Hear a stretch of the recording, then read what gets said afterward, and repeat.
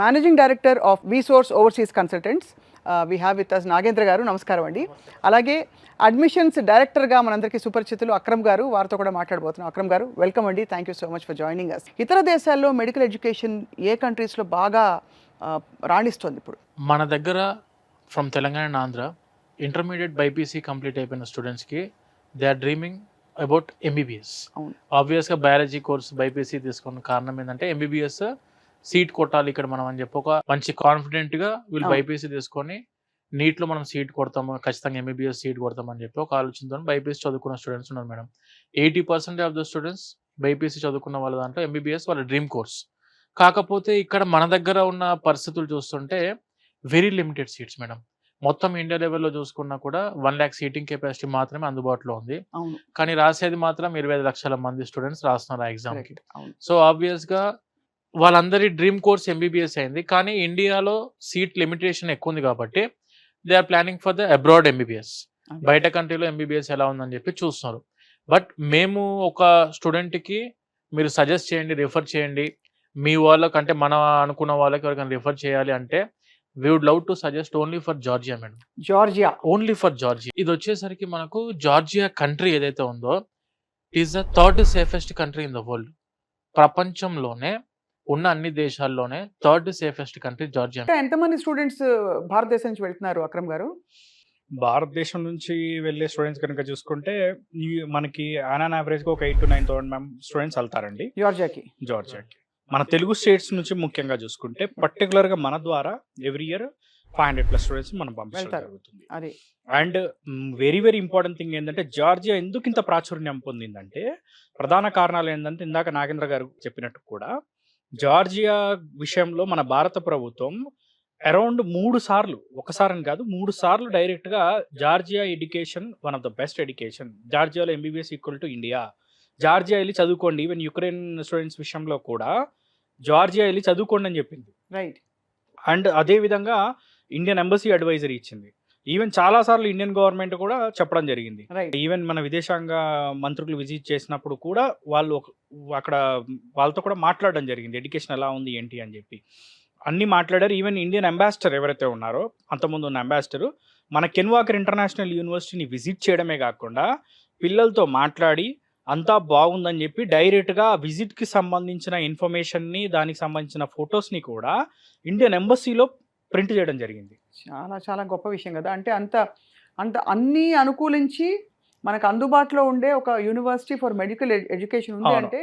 And అదేవిధంగా మన Indian government ఏదైతే చెప్తుందో, మన ఇండియన్ గవర్నమెంట్ చెప్పే విషయాల్లో కనుక చూసుకుంటే ఏదైతే నేషనల్ మెడికల్ కమిషన్ ఉందో వాళ్ళు చెప్పిన రూల్స్ రెగ్యులేషన్స్ని మన జార్జియా కంట్రీ 100కి 100% సాటిస్ఫై చేస్తుంది. మన విసోర్స్ ఎడ్యుకేషన్ కన్సల్టెన్సీ ఎలా అయితే రిజిస్టర్డ్ కంపెనీ సేమ్ అదే విధంగా జార్జియాలో కూడా ministry of justice of Georgia ద్వారా విసోర్స్ ఎడ్యుకేషనల్ సర్వీసెస్ LLC పేరు మీద అక్కడ మన కంపెనీ కూడా ఉంది.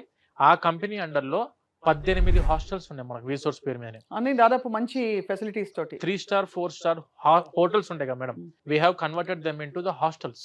రైట్. మెజారిటీ 12 హాస్టల్స్ అమ్మాయిలకు ఉన్నాయి, 6 హాస్టల్స్ అబ్బాయిలకు. Separate hostels for girls, separate hostels for boys. Purely మన ఆంధ్ర ఫుడ్ అందుబాటులో ఉంది మేడం. అద్భుతం కదా. అసలు అన్ని ఆల్మోస్ట్ క్రియేట్ చేసి ఇచ్చేసారు అక్కడ ఏమేమి కావాలో వాళ్ళకి. 4,000 students they are presently studying in Georgia. మన విసోర్స్ తరఫు నుంచి 4,000 మంది స్టూడెంట్స్ చదువుకుంటున్నారు.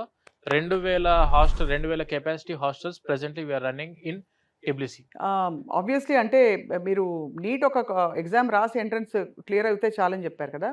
దానికి ఏంటంటే కట్ ఆఫ్ మార్కు ఉంటే ఉంటుందా, దానికి కూడా ఏమన్నా ఇప్పుడు కాంపిటీషన్ పెరిగి ఒక రేంజ్లో ఉండాలంటారా మార్కులు? బేసికల్లీ నీట్ క్వాలిఫై అయితే సరిపోతుందండి. క్వాలిఫై అయితే సరిపోతుంది.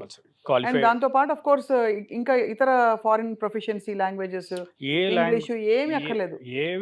సో ఈ నీట్ మార్కులు 12th మార్క్స్ మేమో పెట్టుకొని మీ బీసోర్స్ ఆఫీస్కి వస్తే సరిపోతుంది అంటారు. ఓన్లీ నీట్ క్వాలిఫై అయితే సరిపోతుంది, మిగతా ప్రాసెస్ అంతా మేము చూసుకుంటాం. బేసికల్లీ జార్జియా యొక్క అడ్మిషన్ ప్రాసెస్ ఎలా ఉంటుంది అంటే ఫస్ట్ ఇంటర్వ్యూ తీసుకుంటారు.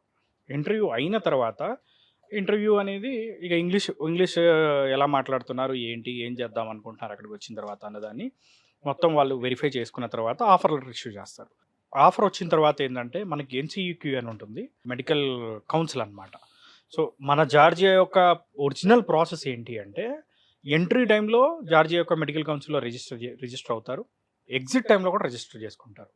సో కాబట్టి ఏంటంటే ప్రశాంతంగా వాళ్ళు ఎలాంటి ఇబ్బంది లేకుండా చదువుకోవచ్చు. రైట్. సో ఇక్కడ ఎంట్రీ టైంలో ఏ రిజిస్ట్రేషన్ అయిపోయిన తర్వాత ఎన్సీఈకి డాక్యుమెంట్ వస్తుంది. దాని తర్వాత మిగతా డాక్యుమెంట్స్ అన్ని కూడా అటాచ్ చేసి వీసా ప్రాసెస్ అనేది చేయడం జరుగుతుంది. ఎలా ఉంటాయండి ఫీజు ఇక్కడ నుంచి అక్కడికి వెళ్ళడానికి ఎంత ఖర్చు అవుతుంది అసలు? మనకి యూనివర్సిటీ ఫీజెస్ బేసికల్గా అయితే $4,000 నుంచి స్టార్ట్ అవుతాయి మేడం. $4,000 ఉన్నాయి అండ్ అరౌండ్ $5,800, $6,000 Per year.